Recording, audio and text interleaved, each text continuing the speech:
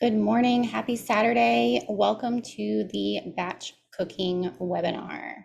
I am so glad you are here. And if you didn't get to join us, then welcome to the replay. Batch cooking, cooking in general, it can be something that adds a lot of stress to your day and to your life. So let's see if we can minimize that. Meal planning. You hear a lot about meal planning all over the place. There are a million ways to do it, and you have to find what works best for you and your life and your family. Meal planning can help you save time and reduce stress when you plan ahead. So it allows you to add it into your schedule rather than trying to figure it out last minute. It can also help you really hone in on your eating habits and allow you to make better nutritional choices. It also can lessen our carbon footprint, reducing food waste, only buying what you need, and then actually eating what you put into your refrigerator, which also helps you save money. And who doesn't like to save money? So when you plan your meals for the week, try to use seasonal ingredients when you can. So wherever you are, know what grows in your area. There's a term that I learned when I was doing my culinary degree. It's called being a locavore. And being a locavore is trying to gain as much produce and meats and herbs and cheeses and whatever else that you can locally. And locally means within 100 miles.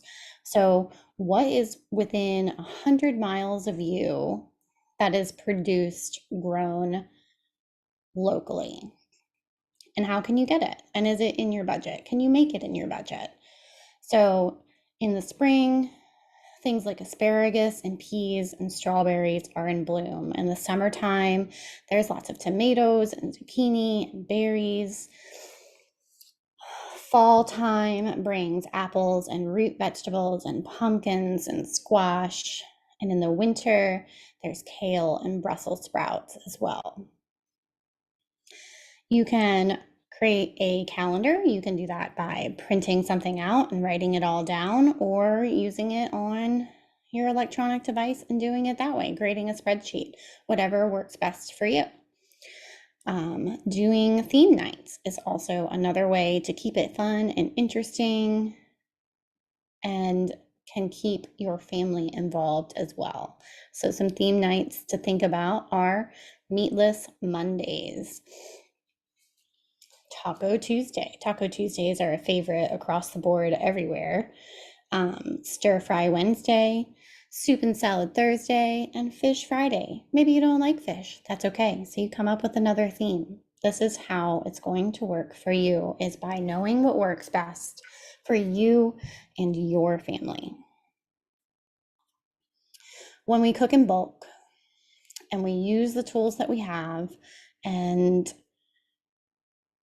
we work together, we can reduce our cleanup time, we can save time, and we can add it into our lifestyle, which is going to reduce our time in the kitchen overall, and it's going to reduce our stress. We all have busy schedules. Our kids are always on the go. So if we cook larger quantities of staple things, that can help to minimize the time in the kitchen. So some examples are grilled chicken breast. If you are thinking about grilling chicken for dinner on Monday and serving it with mashed potatoes and green beans, and then you're thinking about maybe salads for Wednesday, then grill some extra chicken for Monday. And then that way, on Wednesday, you already have grilled chicken ready to go for your grilled chicken salads. Roasted vegetables. Roasted vegetables go a long way. They can be served on their own. They can be put into soups. They can be put into sauces, they can be blended up and put into things. Super versatile ingredient. Cooking extra things like grain, like rice and quinoa. So serving rice on the side for one dish on Monday, and then maybe on Thursday having stir fry and using leftover rice on Thursday with your stir fry. Homemade sauces and dressings. Sauces and dressings are really very simple. A basic dressing is simply some olive oil, some red wine vinegar, a little bit of salt, pepper, and garlic powder, and that's it. Maybe a little bit of mustard, maybe just a little bit. That's it. And it's super yummy on your salads. And you know what's in it, and it's wholesome, and it took seconds to put together. Multitasking while cooking. So if you think about your kitchen, you can do this in small kitchens, you can do this in big kitchens. So when something is in the oven, you can take that time to prep ingredients for another meal, or maybe you use that time to clean up a little bit. And if you use that time to clean up a little bit, then maybe by the time dinner is said and done with, then you have more time for family time when the meal is over. Being efficient also means using your kitchen gadgets. So food processors for chopping vegetables, slow cookers for hands-off cooking, things that you can throw into the slow cooker in the morning and it's ready to go by the time you get home from soccer practice in the evening.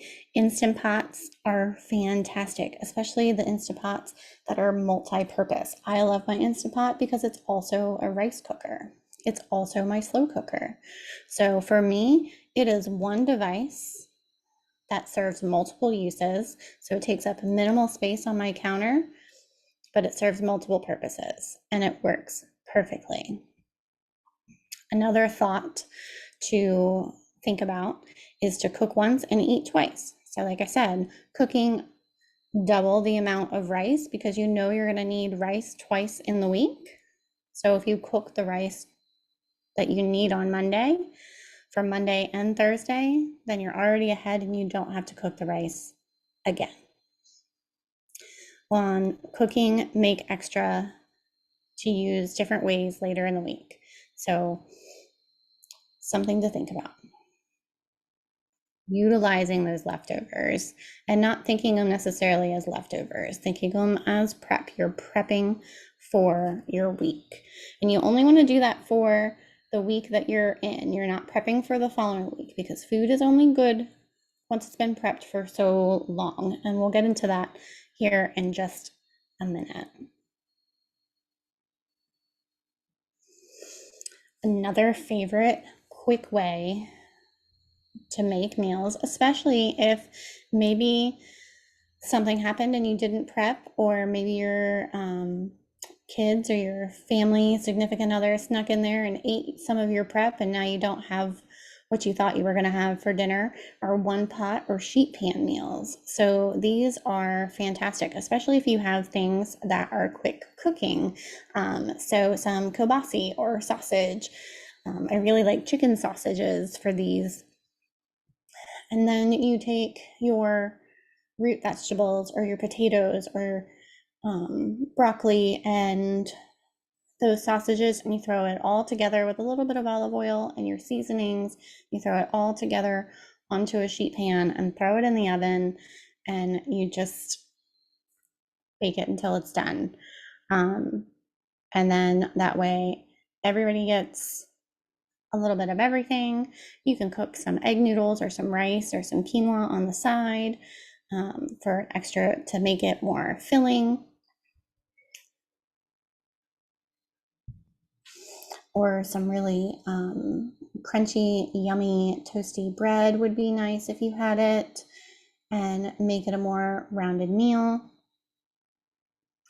So the less dishes that you can use when you are cooking means less cleanup.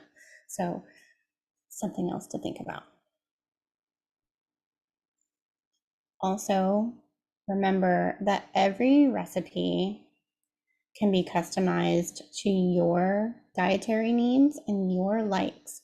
So if you see a fish recipe, for instance, and you really think that the way the marinade sounds super yummy, but you just really don't like fish, but you really like chicken, maybe it would be good with chicken. So try it out. And if you don't like it, then you don't like it. But trying something new might just surprise you. I cannot emphasize prepping enough. Prepping ingredients in advance. I do this for regular meals, I do this for school lunches. It just makes life so much easier.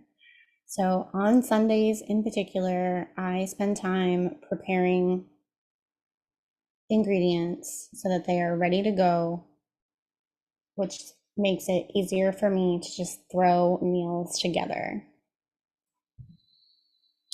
I chop a bunch of onions, I chop a bunch of peppers. I will get 1 or 2 rotisserie chickens and I will break them down so that they are ready to go. Don't throw out those bones though, you can make your own broth. I have some recipes for you if you would like them. All you have to do is send me an email and I will send them out to you. So shoot me an email, thebarefoottrainerlady@gmail.com, and I will send you these recipes.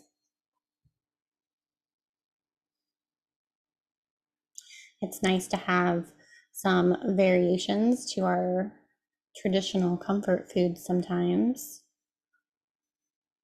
You can also think about how it works best for you to be able to have these recipes on hand. If you are a person who likes tangible things, then print them out and have them readily available to you in the kitchen. If you are a digital person, then maybe you make a Pinterest board out of them, or you have a folder that you can easily access on your iPad that is full of all of the recipes that you want to try or that you love.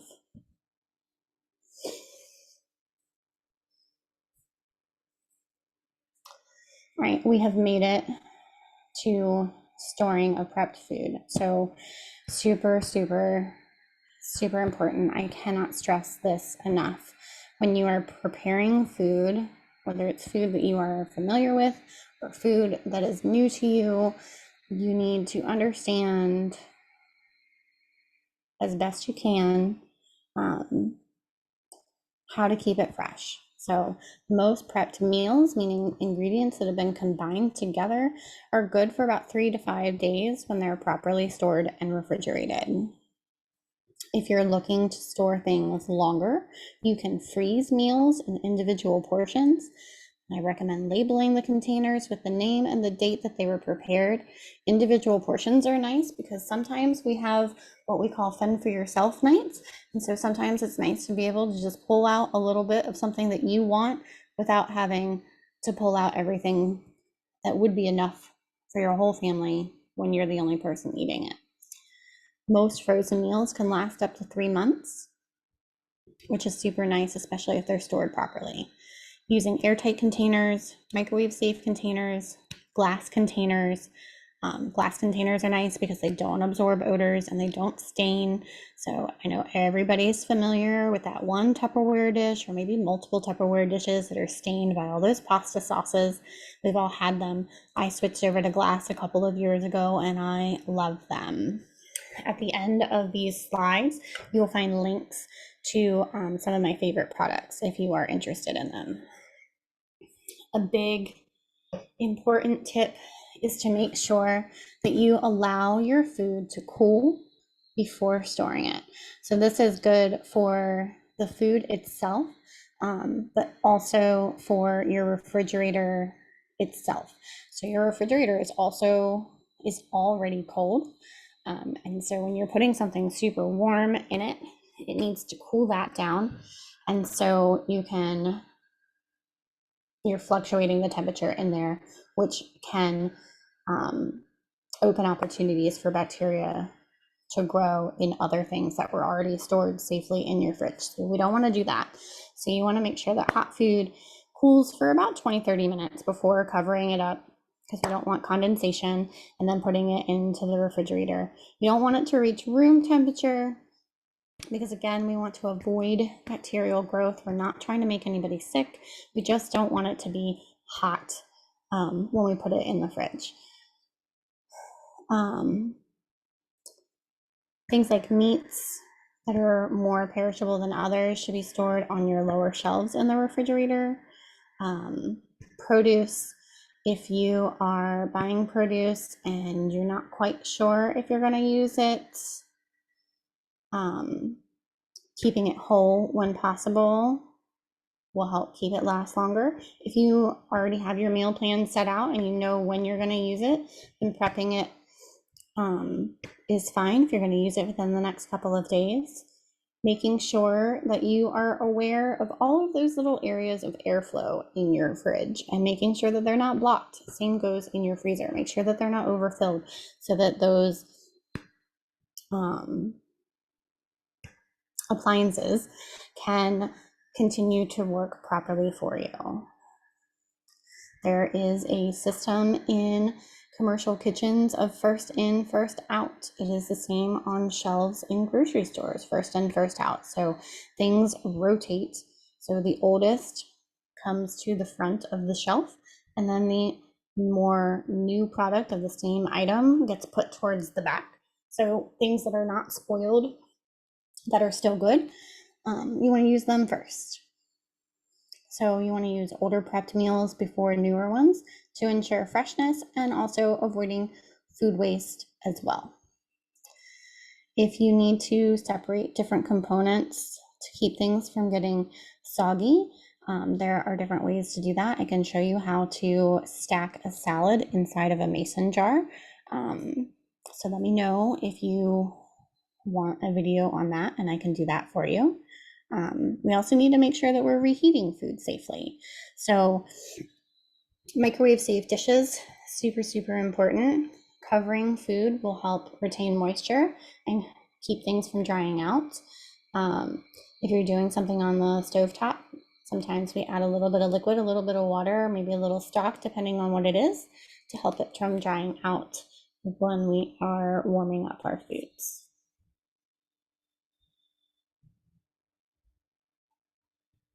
Building balance, well-balanced meals. So lean proteins, your chicken, your fish, your poultry, whole grains, vegetables, and fruits. So things that come from nature as close to whole foods as you can is going to make your meal more balanced. Obviously, we live in a world where not everybody can do that at every meal, and that's okay. We have to live within our means, but the more we can, the better off we are. Some examples of lean proteins, again, chicken, fish, lean beef cuts, tofu and tempeh, different legumes, Greek yogurt. An idea of a portion size is about 3 to 4 ounces. Again, we are all different. All of our bodies are different. And so we all need a different amount for sustainability. So if you're not sure what your body needs, 3 to 4 ounces is a good starting point while you are figuring that out. Whole grains, so they provide really good things that our bodies need. We need fiber, we need vitamins, we need essential minerals. It's great for our digestive health and gives us a ton of energy. Brown rice, quinoa, wheat bread, oats, barley, bulgur. So again, recommended portion, a half to a cup per meal. So again, while you're figuring out what your body needs, that's a good starting point for a portion. Fruits and vegetables. lots of antioxidants, more vitamins and minerals that our bodies need. So whether you are consuming them raw, whether you are consuming them cooked, trying different ones is a great way to expand your palate. Filling half of your plate with fruits and vegetables, and just eating the rainbow. Aim for a variety of color, as many as you can, within reason. So I know I've thrown a lot of information at you, so let's think about strategies. Let's try and slow this back down. So let's start with a weekly calendar. I've got one for you. Start with the calendar, plan your meals for the entire week. Same piece of paper, create your grocery list based off of your meal plan so that you know what you need. Don't forget to take a look around at what you already have so that you're not spending money at the grocery store that you don't need to spend, because you already have some things in your house, I'm sure of it. Prep ingredients in advance when you can, so that things are ready to go and easy access for you to use throughout the week. Cooking in batches so that you can minimize your time in the kitchen. Another good batch cooking is ground beef. So you can cook a whole bunch of ground beef without any seasoning whatsoever and have it so that it's ready to go. So you can use it for tacos, and then you can throw it in chili,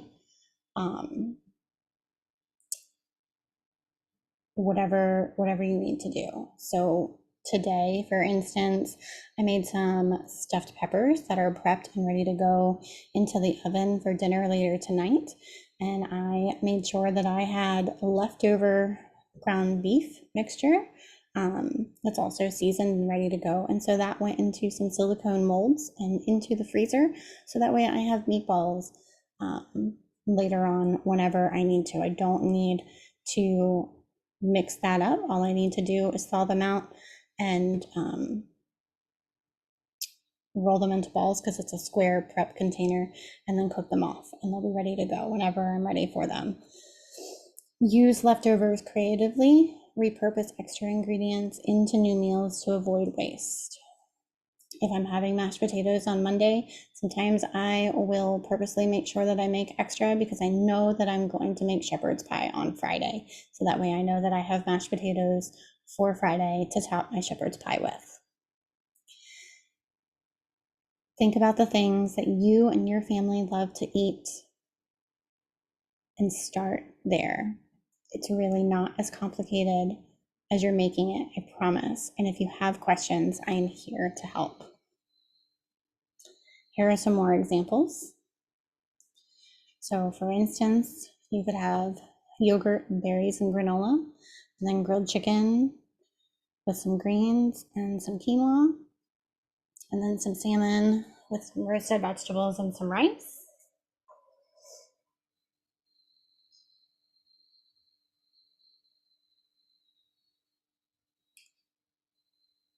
So these are just 3 days, and then you could interchange and make extra of those ingredients so that you have extra. So you chop extra greens here for your vegetable wraps here. Your roasted vegetables here. If you wanted to, you could roast extra so you have them here, whatever works for you.